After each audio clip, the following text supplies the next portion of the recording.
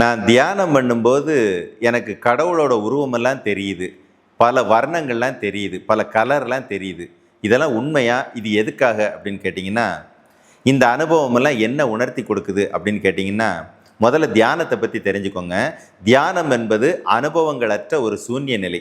அனுபவங்கள் வருது அப்படின்னா நீங்கள் இன்னும் தியானத்தில் மேன்மை அடையலைன்னு அர்த்தம். ஏற்கனவே எங்கேயாவது கண்டது, கேட்டது, பார்த்தது எல்லாம் என்ன ஆகும்னா மனதினுடைய ஆழ் மனசில் ஆழத்தில் போய் பதிஞ்சு கிடக்கும். இந்த மாதிரி புலன்கள் வேலைகளை குறைச்சி அமைதி நிலைக்கு போகும்போதெல்லாம் உள்ள ஒளிஞ்சிருக்கே வெளியில் வரும். அவ்வளோதானே உண்மை அதுதானே உண்மை ஒழிய அந்த அனுபவத்தினால உங்களுக்கு எதுவுமே நடக்காது. தியானம் என்பது அனுபவ நிலையிலிருந்து அனுபவங்களே இல்லாத நிலையில் கொண்டு வந்து சேர்க்கறதுக்கு பேர் தான் தியானம். அது ஒரு அற்புதமான அனுபவம், அனுபவிக்க முடியுமே ஒழிய இந்த மாதிரியான உணர்வுகளின் அடிப்படையில் தியானத்தை நம்ம வரையறைக்குள்ள கொண்டு வர முடியவே முடியாது.